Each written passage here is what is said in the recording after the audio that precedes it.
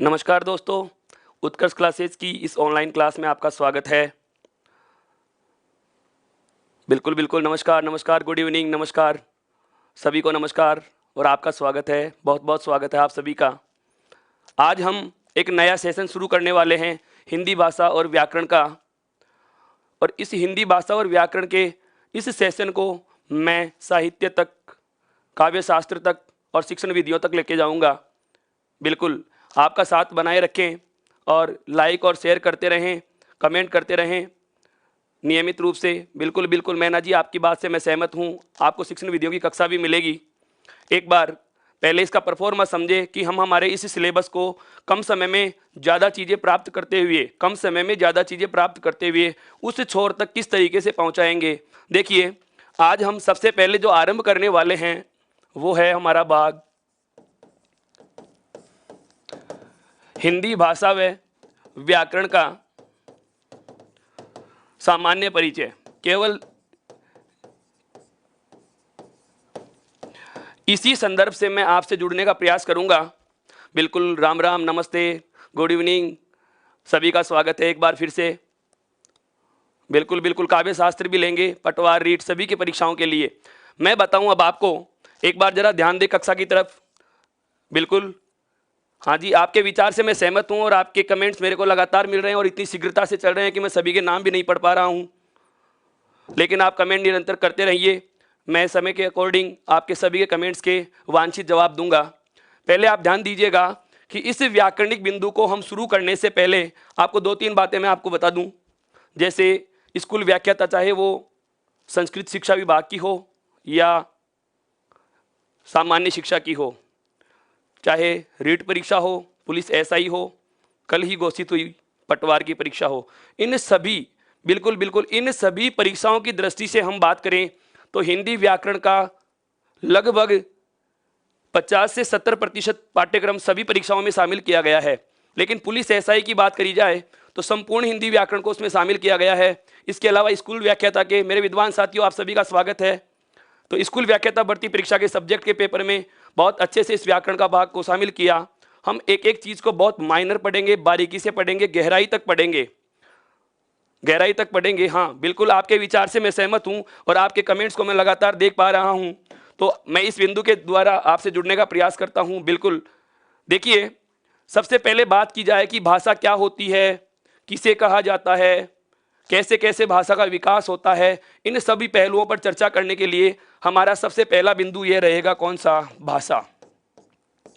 एक चीज़ आपको मैं और बता दूं कि आप केवल लिखने पर ध्यान न दें, बार बार कह रहा हूं, लिखने पर ध्यान नहीं देना है, क्योंकि ये सब चीज़ें जो बोर्ड की पीडीएफ है, मैं पढ़ा रहा हूं, इसके नोट्स हैं, ये सब आपको ई उत्कर्ष के मोबाइल ऐप पर बिल्कुल मिल जाएंगे, पीडीएफ के फॉर्मेट में मिल जाएंगे। आप ये सब चीज़ें टेलीग्राम ऐप से भी प्राप्त कर सकते हैं। तो आरंभ करते हैं हमारे बिंदु को। देखिए, सबसे पहले बात की जाए किसकी? भाषा की। ये भाषा शब्द है क्या? तो ये जो भाषा शब्द है, यह भास धातु से बनता है। कौन सी धातु से बना है? बास धातु से। अब सवाल यहीं से खड़ा हो जाता है कि ये धातु क्या चीज हो गई। बिल्कुल, मैं बहुत गहराई तक लेके जाऊंगा आपको, धैर्य के साथ पढ़ें, बहुत आराम आराम से पढ़ें, बहुत सारी चीजें मैं आपको बताने वाला हूं, क्योंकि रटने वाली चीज हमें नहीं पढ़नी है, रटन से मुक्ति वाली चीजें पढ़नी है।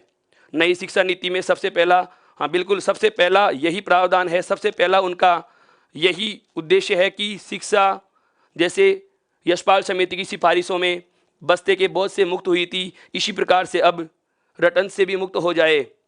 केंद्रीय शिक्षा नीति में भी रटन से मुक्ति की व्यवस्था की जा रही है।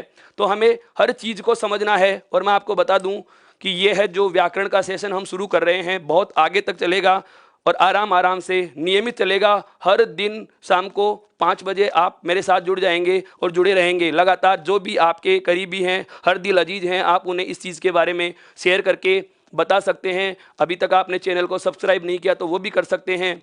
तो अब आज हम बात करते हैं निरंतर बिंदु की तरफ। बिल्कुल बिल्कुल, आप सभी का स्वागत है, बिल्कुल सही स्वागत है। हाँ, टेक्निकल टीम को मैं बोल दूंगा, यदि कोई चीज़ अगर आपको ऐप पे उपलब्ध नहीं हो रही तो रोजाना 1 बजे अक्षय सर टेक्निकल टीम के जो, बिल्कुल टेक्निकल टीम से के जो सदस्य हैं वो आपसे जुड़ेंगे और आपकी ऐप संबंधी सभी समस्याओं का वो समाधान करेंगे। बिल्कुल, देखिए, बात करते हैं भाषा की, तो भाषा शब्द जो है वो कौन सी धातु से बना हुआ है? भास धातु से। कौन सी धातु से बना हुआ है? भास धातु से। अब बात आती है कि धातु क्या होती है, पहले तो इस चीज को जानो। भास धातु है ये, तो धातु जो होती है वो होती है मूल भाषा में। कौन सी भाषा में होती हैं? मूल भाषा में। मूल भाषा के नाम आते ही हमारे जहन में एक ही नाम आ जाना चाहिए, संस्कृत। और ये नाम क्यों आना चाहिए मित्रों?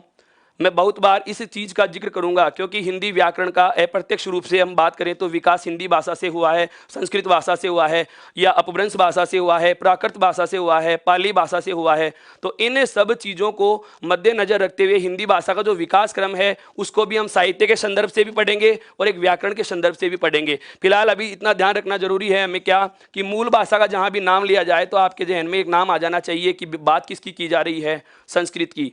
तो जो हिंदी में जिसे हम क्रिया के नाम से संबोधित करते हैं, हिंदी में जिसे क्रिया नाम से संबोधित किया जाता है, वह क्रिया इसी धातु से ही बनती है।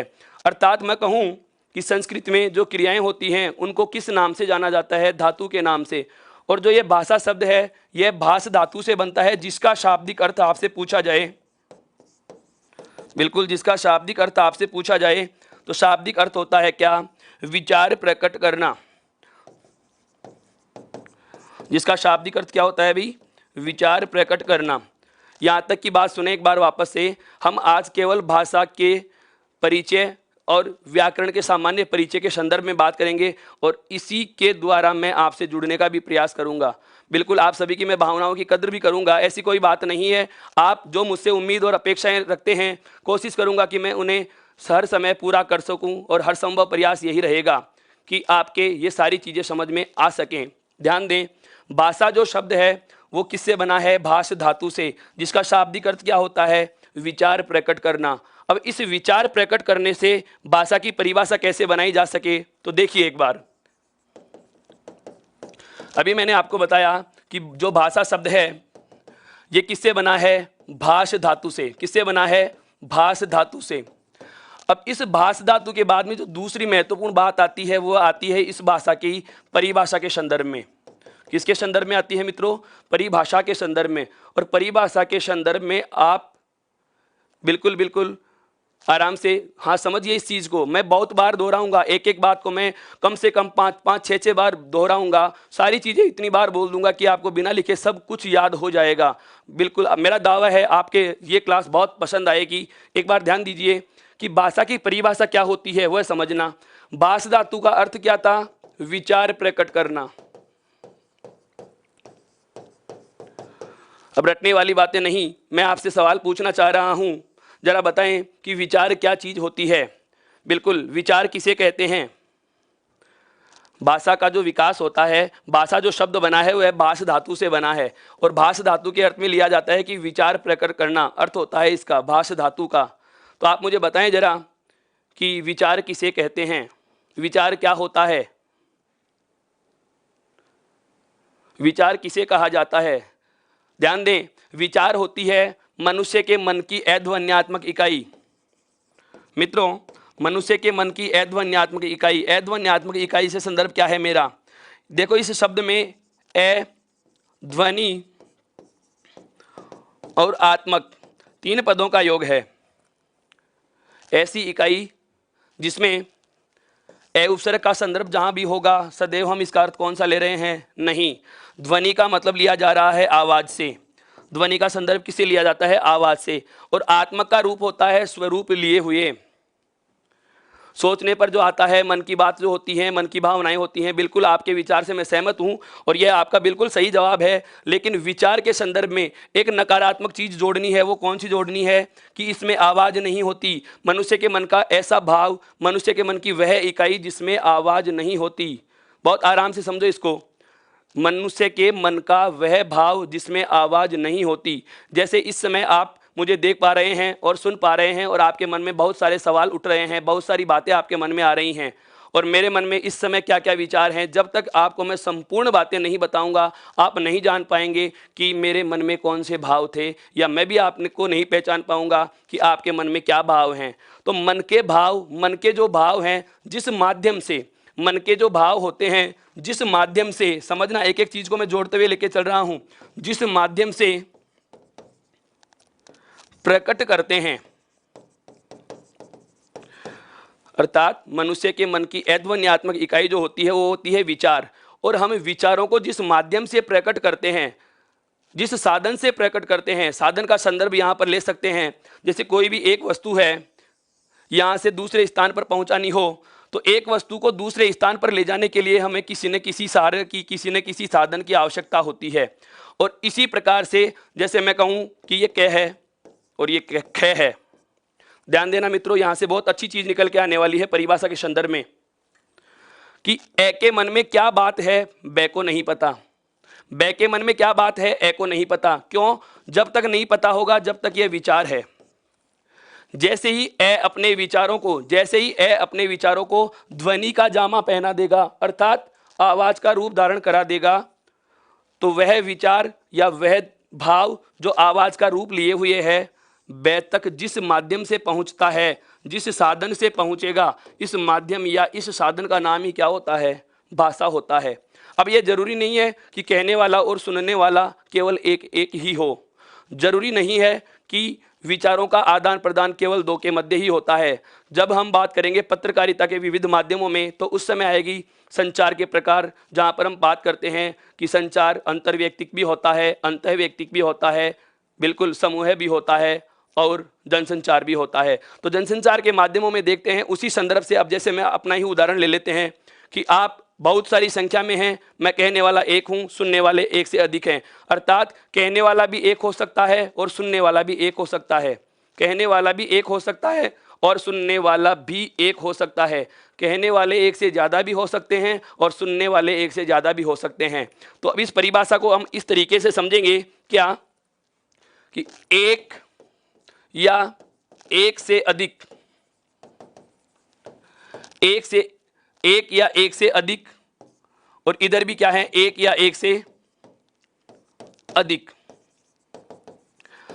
इन दो समूहों के मध्य समझ का आदान प्रदान हो, विचारों का आदान प्रदान होगा, भाव का आदान प्रदान होगा। तो जिस माध्यम से होगा, जिस साधन से होगा, वह साधन ही क्या कहलाता है? भाषा कहलाता है। अब मैं इस संपूर्ण बात को मैं परिभाषा के शब्दों में बांध रहा हूं। एक एक शब्द पे गौर करना, बहुत महत्वपूर्ण बात बोलूंगा। और ये थ्योरी के अकॉर्डिंग बातें बहुत अच्छी हैं। रिटर्न्स के जो पेपर होते हैं उनमें ये शब्दशः परिभाषाएं आपसे पूछ ली जाती हैं। बिल्कुल मुख्य प्रशासनिक परीक्षाओं में लेखन के जो कौशल होते हैं उसमें भी 50 जो नंबर का पार्ट है फोर्थ पेपर में, वहाँ भी इसकी बहुत ज़्यादा आवश्यकता पड़ती है। तो इस चीज़ को बिल्कुल टाइमिंग अपनी 5 बजे से ही रहेगी। हर दिन 5 से 6 के बीच आपको, बिल्कुल हर दिन 5 से 6 के बीच आपको हिंदी पढ़ने को मिलेगी उत्कर्ष क्लासेज की तरफ से। तो ध्यान देना, मैं शब्दशः भाषा की परिभाषा बोल रहा हूँ कि भाषा एक ऐसा माध्यम है, या मैं कहूँ भाषा एक ऐसा साधन है। इस चीज़ का जरूर ध्यान रखना, साधन या माध्यम का, कि भाषा एक ऐसा माध्यम है या एक ऐसा साधन है जिसके द्वारा एक व्यक्ति या व्यक्तियों का समूह है, जिसके द्वारा एक व्यक्ति या व्यक्तियों का समूह है दूसरे व्यक्ति या दूसरे व्यक्तियों के समूह तक अपने विचार पहुंचाता है, विचारों का लेन देन करता है। मैं बहुत बार पर्याय शब्दों पे भी जोर दूंगा, क्योंकि हिंदी भाषा की शब्दावली कमजोर होने की वजह से ही हम भाषा का सही तरीके से प्रयोग नहीं कर पाते। यदि हमारा शब्दकोश मजबूत होगा तो हम प्रभावी शब्दों का प्रयोग कर पाएंगे। बहुत बहुत ध्यान देने वाली बात है इस चीज़ में, क्या कि जब तक हमारा शब्दकोश कवर नहीं होता है हम भाषा का सही तरीके से प्रयोग नहीं कर पाते हैं। और भाषा के प्रयोग करने के तरीके से पता चलता है आदमी कितना सभ्य है। जैसे आपके कमेंट्स में जो लैंग्वेज आ रही है, मुझे बहुत अच्छा लग रहा है, बहुत अच्छा लग रहा है कि भाषा क्या है। वापस से सुनना, एक एक शब्द को मैं बार बार दोहराऊंगा। भाषा वह माध्यम है, वह साधन है जिसके द्वारा एक व्यक्ति या व्यक्तियों का समूह है दूसरे व्यक्ति या दूसरे व्यक्तियों के समूह तक अपने विचारों का आदान प्रदान करता है। विचारों का क्या करता है मित्रों? आदान प्रदान करता है, विचारों का आदान प्रदान करता है। आप आदान प्रदान की जगह विचार विनिमय भी बोल सकते हैं, विचार विमर्श भी बोल सकते हैं, या आप विचारों का लेन देन भी बोल सकते हैं। ये पर्याय रूप में कुछ भी पूछा जा सकता है। जरूरी नहीं है कि हर परीक्षा में चांद और सूरज के पर्यायवाची ही पूछे। आवश्यक नहीं है कि हर परीक्षा में चांद और सूरज के पर्यायवाची ही पूछे। बहुत बार ऐसे पर्यायवाची पूछ लिए जाते हैं कि हमें पता भी नहीं होता। हमारे दूर दूर तक उन पर्यायवाची शब्दों के प्रयोग से कोई संबंध नहीं होते और फिर भी ऐसे प्रश्नों का हमें सामना करने को मिल जाता है। तो ध्यान दें कि विचार विमर्श या विचारों के लेन देन का माध्यम ही क्या है, भाषा है।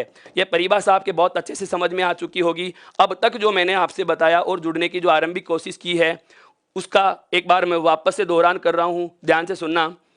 आज हम भाषा और व्याकरण के सामान्य परिचय की बात कर रहे हैं। आज हम भाषा व व्याकरण के सामान्य परिचय की बात कर रहे हैं और सामान्य परिचय में मैंने केवल इतना सा बताया कि भाषा जो शब्द है वह भाष धातु से बना है। भाषा जो शब्द है वह भाष धातु से बना है, जिसका शाब्दिक अर्थ होता है विचार प्रकट करना। और परिभाषा के संदर्भ में हम यह कह सकते हैं क्या कि विचारों के आदान प्रदान का, विचारों के विनिमय का, विचारों के लेन देन का साधन, अर्थात एक व्यक्ति या व्यक्तियों का समूह है जिस माध्यम से दूसरे व्यक्ति या व्यक्तियों के समूह तक अपने विचार पहुंचाता है, अपने भाव पहुंचाता है, अपनी समझ का स्थानांतरण करता है, उस माध्यम का नाम ही क्या होता है, भाषा होता है। यहाँ तक आपके बात समझ में आई। अब आगे बढ़ते हैं। देखिए, भाषा के लिए जो चीज़ें आवश्यक होती हैं, अब तक जो मैं बात कर चुका हूं उसमें केवल आपके दो बातें काम की हैं। ध्यान दे लेना, वापस से बोल रहा हूं, अब तक के वर्णन में केवल दो बातें काम की हैं। कौन कौन सी? एक तो भाषा शब्द की उत्पत्ति कौन सी धातु से हुई है। बहुत अच्छी बात है अंचल जी, आपका बिल्कुल सही जवाब है। मेरी बात कहने से पहले समझ गए, इसका मतलब आप जुड़ाव रख रहे हो, लगातार हमें समझने की कोशिश कर रहे हैं। आप ऐसे ही लाइक और शेयर करते रहिए। आपने अभी तक चैनल को सब्सक्राइब नहीं किया है तो वो भी कीजिए, टेलीग्राम ऐप को ज्वाइन कीजिए और ई उत्कर्ष ऐप को इंस्टॉल करके आप वहां से इनकी पीडीएफ भी प्राप्त कर सकेंगे। बहुत अलग तरीके से आपको हिंदी पढ़ने को मिलेगी, एक नए अंदाज में आपको हिंदी पढ़ने को मिलेगी। क्योंकि मैं वापस से कह देता हूं, रटाना मेरा कोई उद्देश्य नहीं है। मैं एक भी शॉर्ट ट्रिक का प्रयोग नहीं करवाऊंगा। केवल और केवल डिस्क्रिप्टिव, केवल और केवल विस्तार से सारी चीजें हमें देखनी है। ध्यान दीजिएगा। एक बात तो हो गई क्या कि भाषा की धातु कौन सी है, और दूसरी बात भाषा कहते किसे हैं। अब आती है भाषा के लिए जो आवश्यक चीजें जाननी। देखो क्या,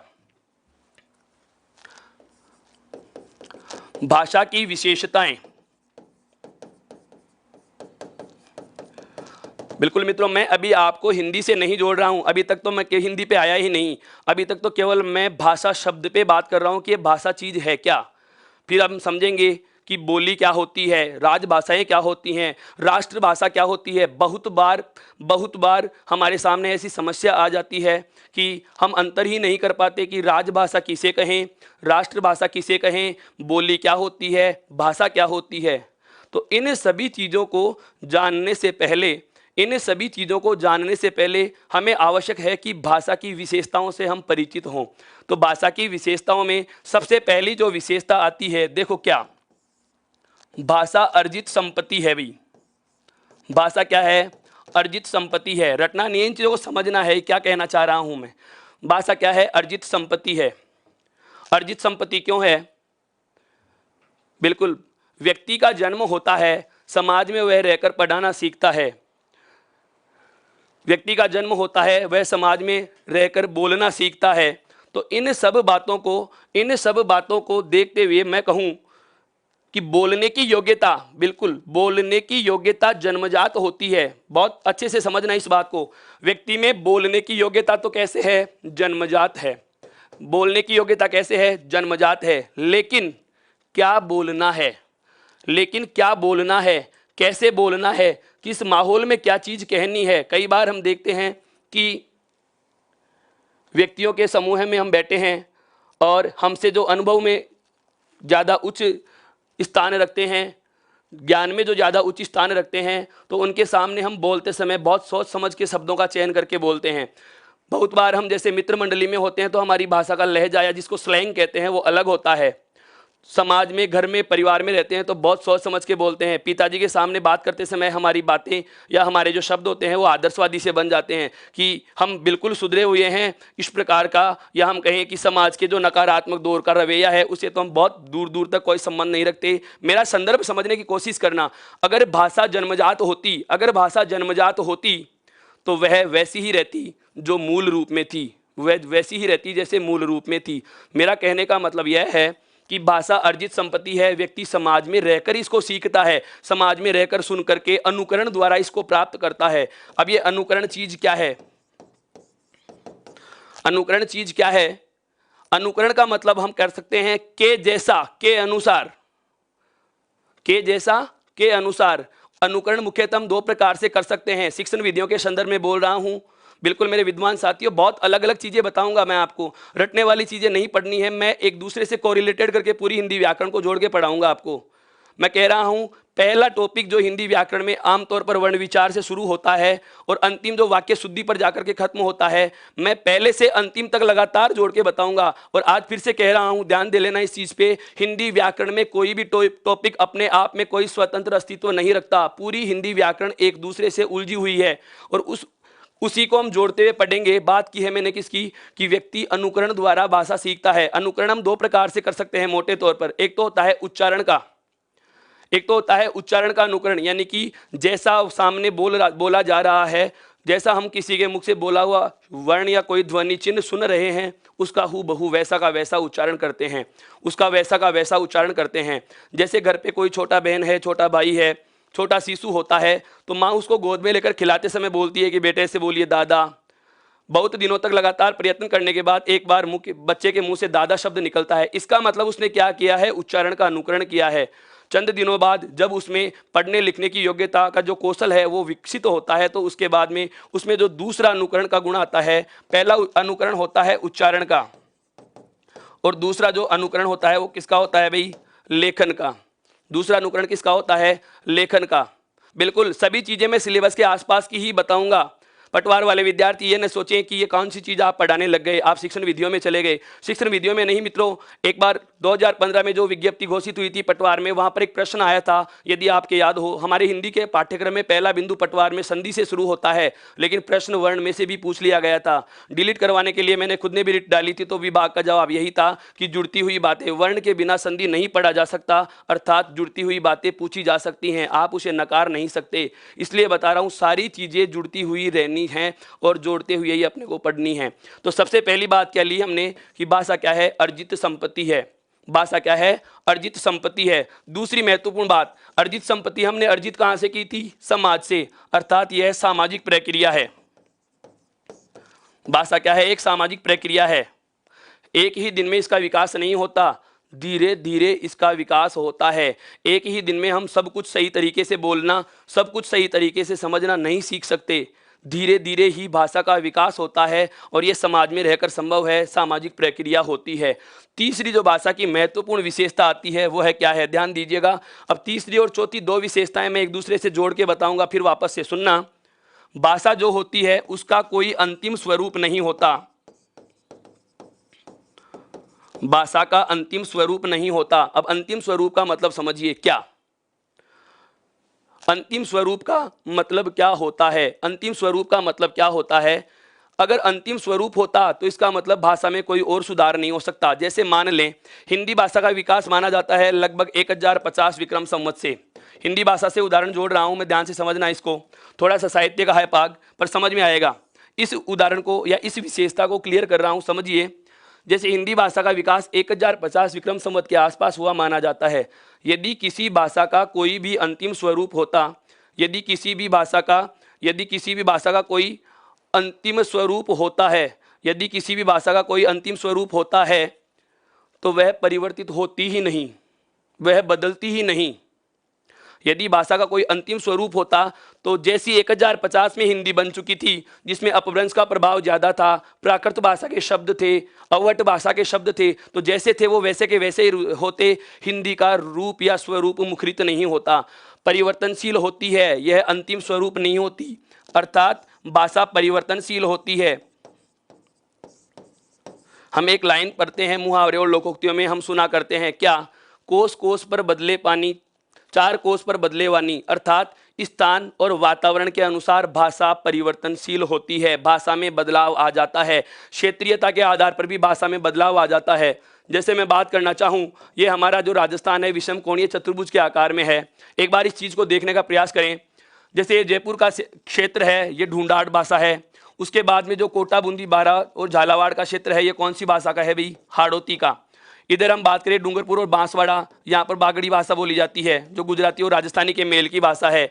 उदयपुर चित्तौड़गढ़ वाला जो भाग होता है, यहाँ पर कौन सी भाषा है, मेवाड़ी। इधर अलवर, भरतपुर और धौलपुर के भाग में कौन सी भाषा बोली जा रही है, मेवाती।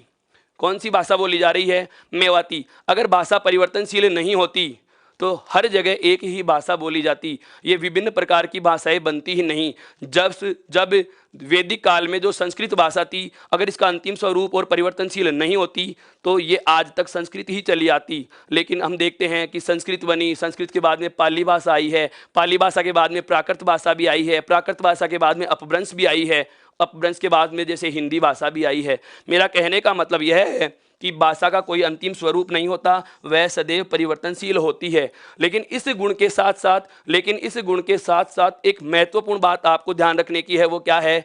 परिवर्तनशील है, कोई अंतिम स्वरूप नहीं होता, लेकिन इसका मानक स्वरूप जरूर होता है।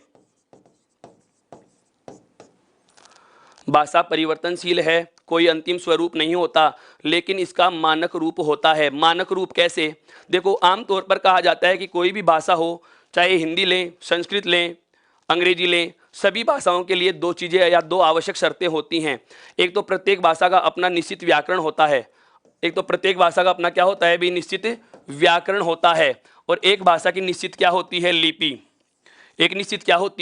लिपि। और लिपि जो होती है वो भाषा के ध्वनि चिन्हों को मानकीकृत रूप प्रदान करती है। बहुत बार हमें एक प्रश्न का सामना करना पड़ता है कि हिंदी भाषा में वर्णों की संख्या कितनी होती है। बिल्कुल इस प्रकार के प्रश्न हमें देखने को मिलते हैं, और वह वर्णों की संख्या वाला जो प्रश्न है, बहुत बार हमें विकल्प में 44 भी मिलता है, 52 भी मिलता है और 56 भी मिलता है। और वास्तविकता तो यह है कि ये तीनों ही प्रकार के आंसर सही हैं, तीनों ही जवाब सही हैं। बात यह है, प्रश्न पूछने पर निर्भर कर रहा है कि सामने वाला जवाब कौन सा चाह रहा है। यदि आपसे पूछ लिया जाए कि मानक रूप में या मानकीकृत वर्णों की संख्या कितनी होती है, तो आंसर हमेशा कितना आना है? 56 ही आना है। अर्थात देवनागरी लिपि या मैं कहूँ हिंदी भाषा के व्याकरण में जो मानक वर्ण या जो ध्वनि चिन्हों का रूप निर्धारित किया गया है, जिनकी संख्या कितनी है? 56। तो प्रत्येक भाषा का एक मानक स्वरूप होता है। मानक स्वरूप का मतलब जैसे ए वर्ण को आप ऐसे ही लिखोगे, ये निश्चित है। इस ए वर्ण को बदल के लिख दिया, तो व्याकरण के रूप में ये क्या हो जाएगा? अशुद्ध हो जाएगा। क्या हो जाएगा? अशुद्ध हो जाएगा। भाषा चाहे कोई भी हो, जरूरी नहीं है ये हिंदी के लिए ही है, भाषा चाहे कोई भी हो, सभी भाषाओं का अपना अपना मानकीकृत रूप होता है। भाषा मानक होती ही है, इस चीज का हमें ध्यान रखना ही होगा। और एक अगली जो विशेषता जो बहुत ज्यादा महत्वपूर्ण है, वह क्या है कि भाषा का स्वरूप कठिन से सरल की ओर होता है। भाषा का जो स्वरूप चलता है वह चलता है कठिन से सरल की तरफ। कैसे? समझिए। अभी मैं आपसे बात पूछना चाहूं, क्या आपको हिंदी भाषा और व्याकरण के सभी बिंदुओं का पूरा ज्ञान है? तो हाँ, बिल्कुल आप विद्वान हो, बहुत अच्छा सीख रखा है आपने, बहुत अच्छे से हिंदी पढ़ते आ रहे हैं, बहुत अच्छा पढ़ रखा है। लेकिन मैं पूछ रहा हूं, क्या आपकी कोई भी एक भाषा पर पूरी तरह से नियंत्रण है क्या? पूरी कमांड है क्या? बिल्कुल कभी नहीं होती। क्यों? क्योंकि भाषा का अंतिम स्वरूप ही नहीं है। अगर अंतिम स्वरूप नहीं है तो ये बदलती रहेगी और हम सीखते ही रहेंगे। बिल्कुल यह परिवर्तनशील है, तो ये बदलती भी रहेगी और हम सीखते भी रहेंगे। इसका मतलब यह हुआ कि सब चीज़ें हमें नहीं आ रही, हमारे लिए क्या हो गई? कठिन। पर जैसे जैसे आप मेरे साथ में हो, हम जुड़ते हुए रहेंगे। संधि टॉपिक पढ़ा है, समास टॉपिक पढ़ेंगे, संज्ञा पढ़ लेंगे, सर्वनाम पढ़ लेंगे, या मैं कहूँ हिंदी भाषा के जो व्याकरण के 3 भाग होते हैं, एक वर्ण विचार का, एक शब्द विचार का और एक वाक्य विचार का। इन तीनों बिंदुओं पर जब विस्तार से चर्चा कर लेंगे तो व्याकरणिक दृष्टि से भाषा पर हमारा अधिकार हो जाएगा। व्याकरणिक दृष्टिकोण से भाषा पर हम हमारा नियंत्रण कर पाएंगे, और जैसे ही यह नियंत्रण स्थापित हो जाएगा तो भाषा क्या हो जाएगी? कठिन से हमारे लिए सरल। हमारे लिए भाषा क्या हो जाएगी? कठिन से सरल। अर्थात मेरा कहना यह है कि भाषा कठिन से सरल की ओर अग्रसर होती है। भाषा कठिन से सरल की ओर अग्रसर होती है। अब बात आती है क्या कि भाषा के लिए आवश्यकता किन चीज़ों की होती है? बहुत सारी विशेषताएं और भी होती हैं, लेकिन जो मुख्य मुख्य विशेषताएं थी आपको ध्यान रखने की थी, वो कौन कौन सी है? एक तो भाषा का जो है मानक स्वरूप होता है, और इसके लिए हमें इसका संबंध स्थापित करना पड़ता है। भाई किससे? लिपि से। क्यों? क्योंकि भाषा के ध्वनि चिन्हों को मानकीकृत रूप किसने प्रदान किया है? लिपि ने। हिंदी भाषा की जैसे लिपि की हम बात करेंगे, लिपि का भी उद्भव और विकास पढ़ेंगे कि ब्राह्मी से हुआ है, या गुजरात के बड़नगर ब्राह्मणों की लिपि रही है, या नागरी भाषा या संस्कृत भाषा की लिपि रही है। वह सब साहित्य का भाग है। उस चीज़ को एक बार अलग रखते हुए हम व्याकरणिक दृष्टिकोण से सारी चीज़ों को ऊपरी जानने का प्रयास कर रहे हैं, और मैं कोशिश कर रहा हूं कि इस क्लास के माध्यम से आपसे जुड़ सकूं। क्योंकि आप अभी तक केवल इतना सा जानते हो कि ये आशीष सर हैं और हिंदी पढ़ा रहे हैं। जब तक आप मुझे पहचानोगे नहीं, जब तक हमारे बीच में जो संचार है वह मजबूत नहीं होगा, मैं आपको और आप मुझे नहीं समझ पाएंगे। इतना तो मैं जानता हूँ। इसलिए मैं बार बार कह रहा हूँ, बिल्कुल आप कमेंट पे ही ध्यान न दें। आपका उद्देश्य ये नहीं होना चाहिए कि सर मेरा नाम लें या मैं कमेंट करूँ या सर के सामने मैं कोई क्वेश्चन रखूँ। अभी तक तो मैंने कोई बिंदु शुरू ही किया नहीं। बेसिक सी बात कर रहा हूं जो हम 5वीं 6ठी कक्षा से पढ़ते आ रहे हैं। बिल्कुल मैं आपसे जुड़ने का प्रयास कर रहा हूं, और एक बार जुड़ जाएं, संचार जब मजबूत हो जाएगा तो समझ की साझेदारी, समझ की जो क्रियान्वयन है, समझ का जो स्थानांतरण है बहुत मजबूती से हो पाएगा। तो हमें सिर्फ इतना ध्यान रखना है कि भाषा का जो मानक स्वरूप होता है, भाषा परिवर्तनशील होती है, अंतिम स्वरूप नहीं होता, सामाजिक प्रक्रिया है और ये एक अर्जित संपत्ति है। और महत्वपूर्ण बात जो शिक्षण सूत्रों के संदर्भ से रीट वाले विद्यार्थी ध्यान दें इस चीज़ का, द्वितीय श्रेणी अध्यापक भर्ती परीक्षा और रीट वाले विद्यार्थी इस चीज़ पे बहुत ज़्यादा गौर करेंगे कि जब शिक्षण सूत्र हम पढ़ेंगे उसमें आते हैं कठिन से सरल की ओर। तो भाषा की प्रकृति भी कैसी होती है? कठिन से सरल की ओर होती है। भाषा की प्रकृति भी कैसी होती है? कठिन से सरल की ओर होती है। अब इसके बाद में अगला तथ्य जो हमें जानना आवश्यक है, भाषा को सीखने के लिए एक मनोवैज्ञानिक दृष्टिकोण की हम चर्चा करना चाहें। भाषा को सीखने के लिए एक मनोवैज्ञानिक जो दृष्टिकोण है, इस मनोवैज्ञानिक दृष्टिकोण की मैं चर्चा करना चाहूँ। क्या होता है? देखिए, भाषा को सीखने के लिए प्रत्येक व्यक्ति में 3 प्रकार की योग्यताएं होनी चाहिए। कितने प्रकार की योग्यताएं होनी चाहिए मित्रों? 3 प्रकार की योग्यताएं होनी चाहिए। और ये 3 प्रकार की योग्यताएं कौन कौन सी हैं? सबसे पहला है जिज्ञासा। सबसे पहली योग्यता कौन सी है? जिज्ञासा। दूसरी जो योग्यता आवश्यक होती है एक भाषा को सीखने के लिए, दूसरी योग्यता जिसका नाम होता है क्या? अनुकरण। और एक भाषा को सीखने के लिए जो तीसरी योग्यता आवश्यक है वह होती है आपकी अभ्यास। बहुत अलग हटके चीजें बता रहा हूं, ध्यान से समझना इन चीजों को। एक भाषा का जो मनोवैज्ञानिक दृष्टिकोण है कि एक मनोविज्ञान की बात करें, साइकोलॉजी की बात करें, तो साइकोलॉजी क्या कहती है कि कोई व्यक्ति में भाषा का विकास होता है। कब होता है? जब वह इन तीन गुणों का बहुत अच्छे से पालन कर रहा है। जब इसमें 3 गुण पाए जा रहे हैं। कौन सा? सबसे पहला जिज्ञासा। जिज्ञासा का शाब्दिक अर्थ भी, अब ध्यान दो, मैं इसको जोड़ रहा हूं अलग चीज से। हमारे हिंदी व्याकरण में शब्द में ही पढ़ेंगे एक क्या? वाक्यांश के लिए एक शब्द। वाक्यांश के लिए एक शब्द मित्रों, जानने की इच्छा रखने वाला जिज्ञासु होता है। जानने की इच्छा रखने वाला जिज्ञासु होता है। और केवल जानने की इच्छा को क्या कहा जाता है? जिज्ञासा। शब्द समझ में आ गया। अब बात करते हैं उदाहरण। अब बात करते हैं क्या कि इसके उदाहरण को कैसे समझें। किसी भी चीज को सीखने के लिए तत्परता जरूरी है। मनोवैज्ञानिक थॉर्नडाइक का हम नाम लें तो उन्होंने कहा था कि घोड़े को पानी तक ले जा तो सकते हैं, पिला नहीं सकते। कब तक? जब तक कि वह स्वयं नहीं चाहे। मैं आपके सामने व्याख्यान प्रस्तुत कर रहा हूं, मैं आपके सामने मेरे विचार साझा कर रहा हूं, मेरी समझ का स्थानांतरण कर रहा हूं, लेकिन आप तब तक नहीं समझ पाएंगे जब तक आपकी इच्छा नहीं हो। जब तक आप जिज्ञासु नहीं होंगे किसी भी चीज़ के प्रति, आप नया ज्ञान नहीं सीख सकते। कोई भी नया ज्ञान नहीं सीख सकता। तो हमें कोई ज्ञान अगर प्राप्त करना है, कोई नई चीज़ सीखनी है, तो उसके लिए सबसे पहली आवश्यक तत्व जो हमारे अंदर होना चाहिए वह कौन सा है? जिज्ञासा। वह कौन सा है? जिज्ञासा। उसके बाद दूसरी बात आती है कौन सी? अनुकरण की।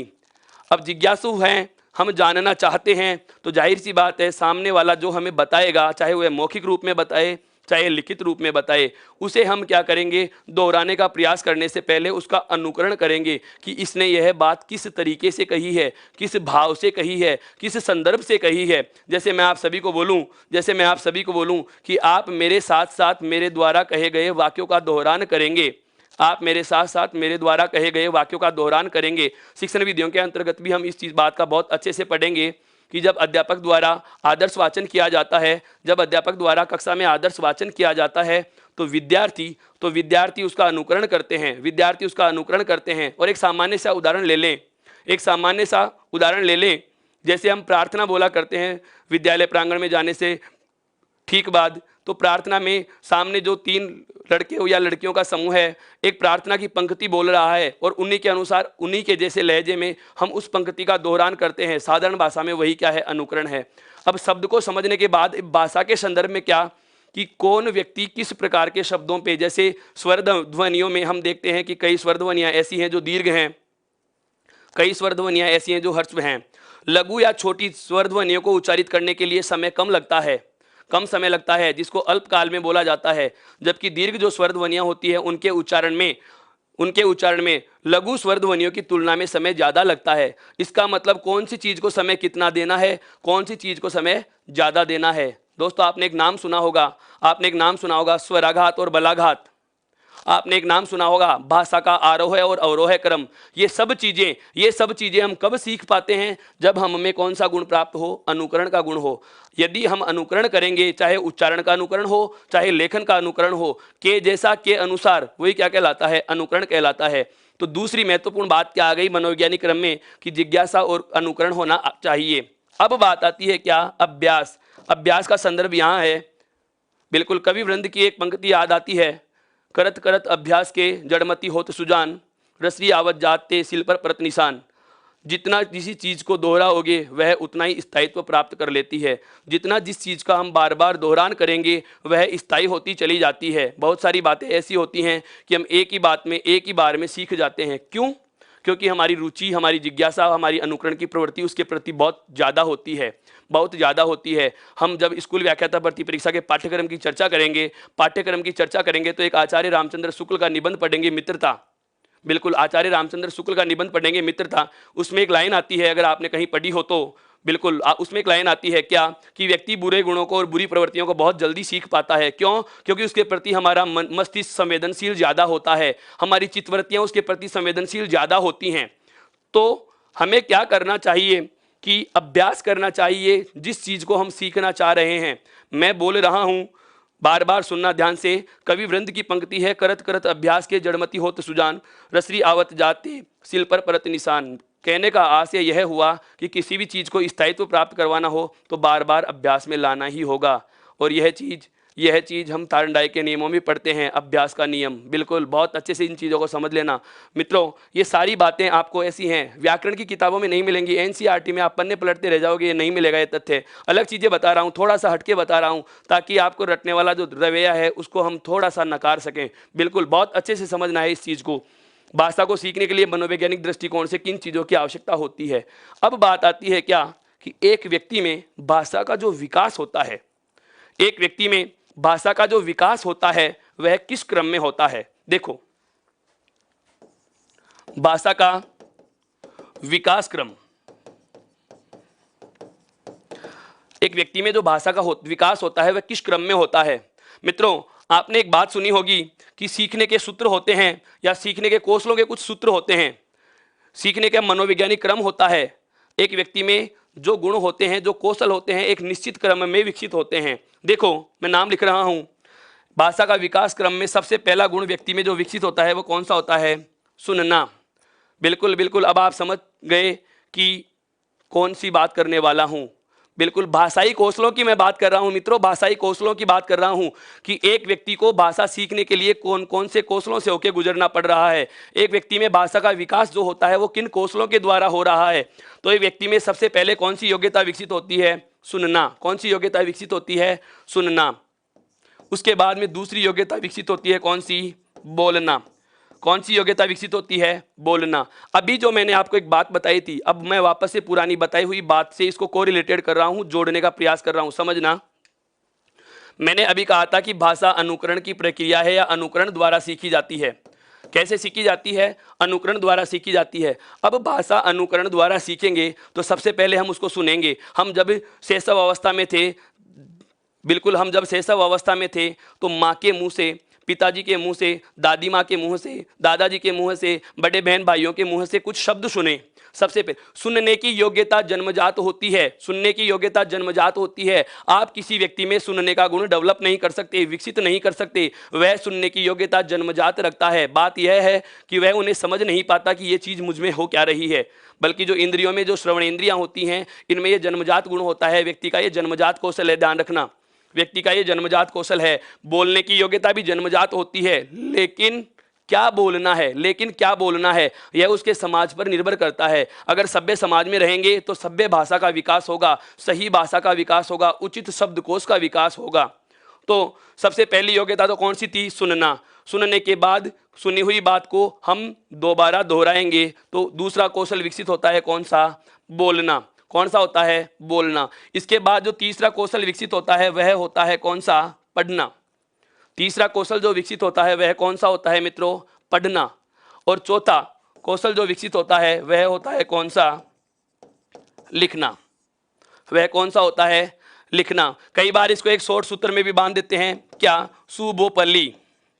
संस्कृत में यह नाम आपको मिलेगा सर्वपले, मतलब श्रवण, वदन, पठन और लेखन। वापस से दोहराऊं, सारी चीज को दोहरान कर रहा हूं, ध्यान से सुनना। भाषा का जो विकास क्रम है, भाषा का जो विकास क्रम है जिसको हम कौशलों के नाम से जान रहे हैं, किसके नाम से जानते हैं? कौशल के नाम से जानते हैं। तो सबसे पहले कौन सा कौशल विकसित हुआ मित्रों? श्रवण कौशल। सबसे पहले कौन सा कौशल विकसित हुआ? श्रवण कौशल। अंग्रेजी माध्यम के विद्यार्थियों के लिए बता देता हूं, जैसे सबसे पहले लिसनिंग की योग्यता विकसित होती है, उसके बाद स्पीकिंग की योग्यता विकसित होती है। सबसे पहले कौन सी योग्यता विकसित हो रही है? लिसनिंग की। उसके बाद में कौन सी योग्यता विकसित हो रही है?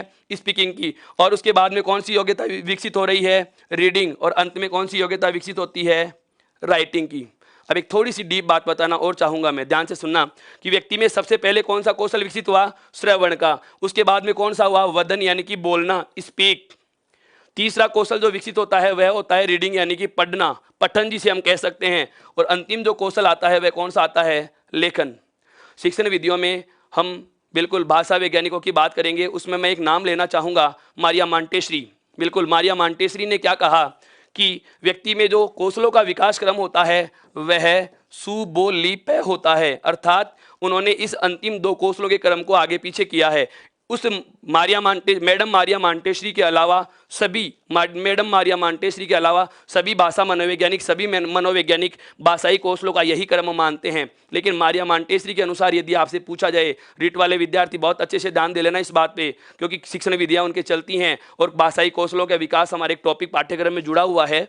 यदि पूछ लिया जाए कि मैडम मारिया मांटेश्री ने भाषाई कौशलों का क्रम क्या बताया, तो अंतिम वाले दो का क्रम आगे पीछे कर देना है, बाकी वैसा का वैसा ही रहेगा। इसके अलावा खेल विधि के प्रवर्तक फ्रोबेल महोदय या अन्य वैज्ञानिकों की बात करी जाए, अन्य भाषा वैज्ञानिकों की बात करी जाए, तो सभी ने इसी क्रम का अनुसरण किया है, इसी क्रम के बारे में उन्होंने जोर दिया है। तो ये सब चीजें बात आपको समझ में आई। एक बार मैं अभी तक की सारी बातों को दोहरान कराना चाह रहा हूं, ध्यान से सुनना। आज हम जिस बिंदु को आरंभ कर रहे हैं, जिस बिंदु के माध्यम से मैं आपसे जुड़ने का प्रयास कर रहा हूं, वह है हिंदी भाषा का सामान्य परिचय और व्याकरण का सामान्य परिचय। मित्रों, भाषा शब्द क्या होता है? भाष धातु से बना है, जिसका शाब्दिक अर्थ विचार प्रकट करना, और परिभाषा के संदर्भ में इसको मैंने कहा कि विचारों के आदान प्रदान के माध्यम को क्या कहा जाता है? भाषा कहा जाता है। उसके बाद दूसरी बात हमने जो इसमें की कि भाषा जो होती है उसकी विशेषताओं के संदर्भ में कि भाषा अर्जित संपत्ति है, सामाजिक प्रक्रिया है, इसका कोई अंतिम स्वरूप नहीं होता, अनुकरण द्वारा सीखी जाती है, अनुकरण द्वारा सीखी जाती है, यह इधर मैंने लिखा, और ये कठिन से सरल की ओर अग्रसर होती है। उसके बाद अगली जो महत्वपूर्ण बात हमने जानी कि भाषा को सीखने के लिए जो मनोवैज्ञानिक दृष्टिकोण से हमें किन किन चीज़ों की आवश्यकता होती है, जो 3 गुण एक व्यक्ति में विकसित होने चाहिए, वो कौन कौन से हैं? जिज्ञासा, अनुकरण और अभ्यास। उसके बाद अंतिम बात पे हम जो बात कर रहे हैं वह कौन सा था कि भाषा का विकास क्रम क्या होता है, भाषा किस सीक्वेंस में एक व्यक्ति में डेवलप हो रही है, भाषा अपने आप में एक विकसित परंपरा हो रही है, परिवर्तनशील है, तो एक व्यक्ति में किस तरीके से आगे बढ़ती है। ये सब चीज़ें एक भाषा के परिचय के संदर्भ में थी। मैं एक प्रकार से ये कहूँ कि भाषा का जो बायोडेटा होता है, भाषा शब्द की जो भूमिका थी, उस चीज़ के बारे में थोड़ा सा प्रकाश मैंने डालने का प्रयास किया। अब इससे थोड़ा सा और आगे बढ़ते हैं। देखो, अगला जो बात आती है, अगला जो बिंदु आता है वह आता है क्या? भाषा के प्रकार। अब यहाँ से आपके प्रश्नों में और मेरे विचारों में मतभेद उत्पन्न होने लग जाएंगे। बिल्कुल, क्यों? क्योंकि हम वो चीज़ पढ़ने के लिए चयन कर लेते हैं जो हमें पढ़ने में सरल लगती हो, हम वह चीज़ नहीं पढ़ते जो वास्तव में पढ़े जाने योग्य होती है। भाषा के प्रकार आप बहुत सारी प्रतियोगी परीक्षाओं की पुस्तकें लेके आते हैं, उनमें 2 मिल जाते हैं, मौखिक और लिखित भाषा, केवल 2 मिल जाते हैं। भाषा के प्रकारों की हम बात करें तो भाषा के प्रकार बहुत जगह किताबों में 2 लिखे हुए मिलते हैं, लेकिन मित्रों मैं आपको बता देता हूं, वैसे आपको बहुत अच्छी बात है, पता है भाषा के प्रकार कितने होते हैं भाई? 3। भाषा के प्रकार कितने होते हैं? 3 प्रकार होते हैं। वो 3 प्रकार कौन कौन से हैं, मैं केवल उनके नामोल्लेख कर रहा हूं, उसके बाद उनके बारे में चर्चा करेंगे। देखो, सबसे पहली जो भाषा होती है वह होती है मौखिक भाषा। सबसे पहली जो भाषा होती है वह कौन सी होती है मित्रों? मौखिक भाषा। दूसरा जो भाषा का प्रकार आता है वह कौन सा आता है? लिखित भाषा। दूसरा जो भाषा का प्रकार आता है वह कौन सा आता है? लिखित भाषा आती है। दूसरा भाषा का प्रकार कौन सा है? लिखित भाषा। और तीसरी जो भाषा का प्रकार होता है वह कौन सा होता है? सांकेतिक। कौन सा होता है? सांकेतिक भाषा। अब ये क्या होती है मौखिक भाषा, क्या होती है सांकेतिक भाषा और क्या होती है लिखित भाषा? इन सभी चीजों को समझने से पहले परिभाषा में हमने क्या कहा था कि भाषा क्या है? साधन। भाषा को हमने क्या माना है? एक माध्यम माना है। माध्यम किसका? विचार आदान प्रदान का। अब आप भाषा शब्द को एक साधन के रूप में, एक माध्यम के रूप में परिभाषित कर रहे हैं, तो एक सामान्य उदाहरण से समझो। जैसे यातायात के साधन एक ही प्रकार का तो है नहीं, बहुत सारे साधन ऐसे हैं जो सड़क मार्ग पर चल रहे हैं, बहुत साधन ऐसे भी हैं जो वायु मार्ग में गमन कर रहे हैं, बहुत प्रकार के साधन ऐसे भी हैं जो जल मार्ग के लिए बने हैं, बहुत प्रकार के साधन ऐसे भी हैं जो रेल या अपन कहें मेट्रो ट्रेन है या आपके रेल मार्ग पर चल रहे हैं। इसका मतलब यह हुआ कि एक वस्तु को एक स्थान से दूसरे स्थान तक ले जाने के लिए हम अनेक प्रकार के साधनों का प्रयोग करते हैं। ठीक उसी प्रकार से एक व्यक्ति अपनी बात दूसरे व्यक्ति तक पहुंचाने के लिए इस भाषा रूपी साधन में अनेक प्रकार काम में लेता है। वह चाहे तो मौखिक रूप से भी अपने विचारों का स्थानांतरण कर सकता है, वह चाहे तो लिखित रूप में भी अपने विचारों का स्थानांतरण कर सकता है, वह चाहे तो सांकेतिक या इशारों से भी अपने विचारों का स्थानांतरण कर सकता है। अब एक बार जरा ध्यान दें, कमेंट पे ही मत जाएं, एक बार इसको बहुत अच्छे से समझना। बहुत रेयर चीज बताने जा रहा हूं क्या कि जो मौखिक भाषा होती है, परिभाषा कभी परीक्षा में नहीं पूछता, ऐसे नहीं पूछेगा कि मौखिक भाषा किसे कहते हैं, कभी नहीं आनी। हमें क्या करता है, वो उदाहरण देता है। हमें क्या करता है? उदाहरण देता है। मौखिक भाषा का उदाहरण हमें चुनना होगा, लिखित भाषा का उदाहरण हमें चुनना होगा, सांकेतिक भाषा के उदाहरण का हमें चयन करना होगा। कैसे? सुनिए। भाषा को हमने परिभाषित किया है साधन या माध्यम के रूप में। अब मैं कहूं कि जब व्यक्ति अपने विचारों का आदान प्रदान कैसे करता है? बोलकर करता है। कैसे करता है? बोलकर करता है। और सामने वाला उन्हें ग्रहण कैसे करता है? सुनकर ग्रहण करता है। कैसे ग्रहण करता है? सुनकर। वापस से समझना, जब व्यक्ति विचारों का आदान प्रदान बोलकर कर रहा हो, सामने वाला उसे सुनकर ग्रहण कर रहा हो। जैसे इस समय आप लाइव में मेरे साथ जुड़े हुए हैं, उत्कर्ष के यूट्यूब चैनल से मेरे से जुड़े हुए हैं, लगातार लाइक कमेंट शेयर कर रहे हैं। ऐसे ही अपना प्यार और विश्वास बनाए रखें। तो आप मुझसे जुड़े हुए हैं, मैं यहाँ से जो बोल रहा हूँ, स्टूडियो से जो मैं सब कुछ बोल रहा हूँ, आप इसको सुन रहे हो। अर्थात मेरे विचारों का आदान प्रदान, आपका और हमारा विचारों का आदान प्रदान हो रहा है। इसमें भी दो भाषा के प्रकार काम में आ रहे हैं। ध्यान से समझना, दो प्रकार की हम भाषा काम में ले रहे हैं। कैसे? मैं तो मेरे विचार आप तक पहुँचा रहा हूँ, कौन से रूप में? मौखिक रूप में और लिखित रूप में।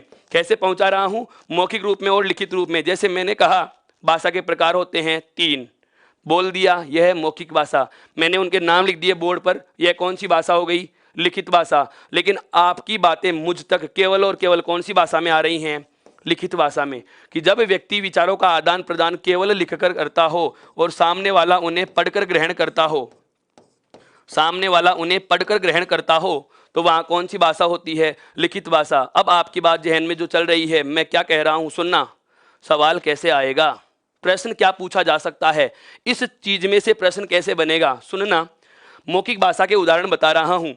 रेडियो से समाचार सुनना, कौन सी भाषा होगी? मौखिक भाषा होगी। एक नेता द्वारा सभा को संबोधित किया जाना, कौन सी भाषा होगी? मौखिक भाषा होगी। प्रत्यक्ष साक्षात्कार होता है, वहां कौन सी भाषा होगी? मौखिक भाषा होगी। टेलीफोन पर बात कर रहे हैं, चोंगा उठा के हम बात कर रहे हैं, मोबाइल फोन पर अब किसी को कॉल करके बात कर रहे हैं, कौन सी भाषा होगी? मौखिक भाषा होगी। एलडीसी के पेपर में प्रश्न पूछा गया, यदि, ध्यान से सुनना प्रश्न को, यदि दो व्यक्ति विचारों का आदान प्रदान प्रत्यक्ष बैठकर कर रहे हैं, यदि दो व्यक्ति विचारों का आदान प्रदान प्रत्यक्ष बैठकर कर रहे हैं तो भाषा का प्रकार होगा। विकल्प ये 3 थे, चौथा था उपरोक्त सभी। बताएं कौन सा आंसर होगा? दो व्यक्ति प्रत्यक्ष बैठकर के विचारों का आदान प्रदान कर रहे हैं, रूबरू हो रहे हैं, एक दूसरे से मुखातिब हो रहे हैं, अपने ज्ञान या समझ का स्थानांतरण कर रहे हैं। बिल्कुल, कौन सी भाषा होगी? मौखिक भाषा होगी। कौन सी भाषा होगी? मौखिक भाषा होगी। अब उसके बाद में जैसे जैसे शिक्षा का विकास हुआ, लोगों ने लेखन की कला सीखी। हालांकि लेखन तो पहले भी था, लेकिन इस लेखन को संचार में जब तक व्यक्तियों ने शामिल किया तो एक नई भाषा या नया संचार का माध्यम हमारे सामने निकल के आ रहा था। कौन सा माध्यम? लिखित माध्यम। कौन सा माध्यम निकल के आया? लिखित माध्यम। और लिखित माध्यम में जो प्रयोग हो रहा था भाषा रूपी साधन का, उसी को हमने क्या नाम दे दिया है? लिखित भाषा। अर्थात जब व्यक्ति विचारों का आदान प्रदान लिखकर करता है, जब व्यक्ति विचारों का आदान प्रदान लिखकर करता है और सामने वाला उसे पढ़कर ग्रहण करता है तो वहाँ कौन सी भाषा होगी? लिखित भाषा। दोस्तों लिखित भाषा के उदाहरण बहुत ज़्यादा पूछे जाते हैं। कैसे समझना, जैसे हम बात करें पत्र पत्रिकाएं कौन सी भाषा में होंगी? लिखित भाषा में। इसके बाद में बात आती है क्या? पाठ्य पुस्तकें। पाठ्य पुस्तकें भी कौन सी भाषा में हैं? लिखित भाषा में। आप कह सकते हैं समाचार पत्र, कौन से? समाचार पत्र। अब ये जरूरी नहीं है कि दैनिक हो तो ही मौखिक होगी, दैनिक भी हो सकते हैं, साप्ताहिक भी हो सकते हैं जो 15 दिन में एक बार आते हैं, पाक्षिक भी हो सकते हैं और मासिक भी हो सकते हैं। बहुत बार हम क्या करते हैं, जीके वगैरह पढ़ने के लिए कई ऐसी पुस्तकें लेके आते हैं जिनका संस्करण 3 माह में एक बार आता है, तो चाहे वो त्रैमासिक पत्रिका ही क्यों ना हो, चाहे वो अर्धवार्षिक ही क्यों ना हो, चाहे वो वार्षिक ही क्यों ना हो, अगर कोई भी बात हमारे सामने लिखित रूप में आ रही है और हम उसे पढ़कर ग्रहण कर रहे हैं तो वह भाषा का कौन सा प्रकार होगा? लिखित प्रकार होगा, अर्थात वह कौन सी भाषा होगी? लिखित भाषा होगी। इसका विकास क्यों हुआ? इसकी चीज सुनना, इसकी थोड़ी सी साहित्यिक दृष्टिकोण से बात करें तो ये चीज सुनो कि व्यक्ति सबसे पहले विचारों का आदान प्रदान बोलकर करता था। कैसे करता था? बोलकर करता था। उसके बाद जैसे जैसे लेखन कला का आमजन में विकास होता है तो चिट्ठी पत्री का काम आरंभ हो जाता है। दूर देश में, दूर दराज के क्षेत्रों में हमारे जैसे दादाजी, पिताजी या परदादाजी दूर क्षेत्र में काम कर रहे होते हैं। अब आज तो चाहे कहीं भी हो, नंबर डायल किया, बात कर ली, तुरंत बात कर सकते हैं। लेकिन पहले के समय में जब तकनीकी के साधनों का, जब संचार के साधनों का इतना ज़्यादा विकास नहीं हुआ था, उस समय भी विचारों का आदान प्रदान होता है। हम देखते हैं बहुत प्रकार की फिल्मों में, या बहुत बार देखा हमने फिल्मों की, संदेश लिखे जाते हैं और लिख लिख करके भेजे जाते हैं। 6ठी क्लास में एक चैप्टर चला करता था पुराने सिलेबस में, चिट्ठी पत्री की दुनिया। खतों को सहेज कर रखा जा सकता है, संभाल कर रखा जा सकता है, और वहीं से ध्यान दे लेना, मैं अब सिलेबस से जोड़ रहा हूं इन चीजों को। वहीं से एसआई की परीक्षा में, वहीं से व्याख्याता भर्ती परीक्षा में, वहीं से एलडीसी और पटवार भर्ती परीक्षा में एक टॉपिक जुड़ता है प्रारूप लेखन, जिसमें हम अर्ध सरकारी और सरकारी पत्रों के लेखन की चर्चा करने वाले हैं आने वाले समय में। वो सब चीजें कहाँ से निकल के आई? लिखित भाषा में से ही निकल के आती हैं। कहाँ से निकल के आती हैं? लिखित भाषा में से। वापस से बता रहा हूं, इन दोनों चीजों को वापस से दोहरान कर रहा हूं क्या कि मौखिक भाषा क्या होती है कि जब व्यक्ति अपने विचारों का आदान प्रदान बोलकर करता है। एक एक शब्द को गौर से सुनना, उदाहरण सहित बोलूंगा कि जब व्यक्ति अपने विचारों का आदान प्रदान बोलकर करता है और प्राप्तकर्ता उसे सुनकर प्राप्त कर रहा है, प्राप्तकर्ता उसे सुनकर प्राप्त कर रहा है, सुनकर समझ रहा है, सुनकर ग्रहण कर रहा है, तो वहाँ कौन सी भाषा होगी? मौखिक भाषा होगी। जैसे रेडियो से समाचार, गाने सुनना, मोबाइल फोन, टेलीफोन से वार्तालाप, साक्षात्कार, नेता द्वारा सभा को संबोधित किया जाना आदि। उसके बाद दूसरी बात मैंने क्या बताई आपको कि लिखित भाषा क्या होती है? जब व्यक्ति विचारों का आदान प्रदान लिखित माध्यम से करता है या लिखकर करता है, सामने वाला उसे पढ़कर ग्रहण करता है, तो वहाँ भाषा कौन सी होगी? लिखित भाषा होगी। कौन सी होगी मित्रों? लिखित भाषा होगी। जैसे समाचार पत्र है, पाठ्य पुस्तकें हैं, पत्र पत्रिकाएं हैं, ये सभी कौन सी भाषा में जाते हैं? लिखित भाषा में ही शामिल किए जाते हैं। अब बात आती है अंतिम और सबसे ज़्यादा महत्वपूर्ण, एक सवाल पूछूंगा मैं आपसे, बहुत गौर से सुन लेना। इसके बाद में ही एक सवाल पूछूंगा जो इन्हीं में आंसर होगा, बहुत ध्यान से सुनना। सांकेतिक भाषा, जिसमें महत्वपूर्ण चीज होती है क्या? संकेत। क्या होती है? संकेत या इशारे। कि जब व्यक्ति न तो बोलकर बात करे और न लिखकर वार्तालाप करता है, जब व्यक्ति अपने विचारों का आदान प्रदान न तो बोलकर करता है और न लिखकर करता है, केवल संकेत या इशारों के माध्यम से विचारों का आदान प्रदान करता हो, वहां कौन सी भाषा होगी? सांकेतिक भाषा। उदाहरण से समझना इसको। हम देखते हैं क्रिकेट मैच में अंपायर जो होता है, बॉलर के बॉल किए जाने के ठीक बाद जब बॉलर जोरदार अपील करता है और यदि उसे लगता है कि खेल रहा खिलाड़ी आउट हो गया, तो अंपायर केवल एक अंगुली उठाता है। दर्शकों को कहने थोड़ी गया था कि खेल रहा खिलाड़ी आउट हो गया, तालियां बजाने लग जाओ भाई। लेकिन वो एक अंगुली उठाने का जो संकेत होता है, वह सभी को उसका अर्थ बता देता है कि खेल रहा खिलाड़ी क्या हो गया है? पवेलियन के जाने के लिए तैयार हो गया है। दूसरे उदाहरण से समझो, क्योंकि मेरे सभी विद्वान मित्र अभी हाल ही में वर्ल्ड कप देखे हैं लेकिन नहीं देखे। मान लीजिएगा कि तभी ज्ञान प्राप्त करने के संदर्भ से, परीक्षाओं के दबाव के चक्कर से हम नियमित किताबों से जुड़े रहे और क्रिकेट में हमारा शौक नहीं रहा। लेकिन दूसरा उदाहरण समझो, जैसे हम देखते हैं सड़क चौराहे पर यातायात पुलिस का कर्मचारी खड़ा रहता है, और वह इधर से आने वाली लाइन के लिए हाथ कर देता है कि रुकिए, और दूसरी लाइन को चलने का संकेत देता है। अब एक लाइन बोल रहा हूं, पुलिस एसआई में प्रश्न पूछा गया था क्या कि सड़क चौराहे पर खड़े यातायात पुलिस कर्मचारी द्वारा गाड़ियों को सड़क चौराहे पर खड़े यातायात पुलिस कर्मचारी द्वारा गाड़ियों को रुकने व चलने की सूचना देना कौन सी भाषा होगी? कौन सी भाषा होगी मित्रों? सांकेतिक भाषा होगी।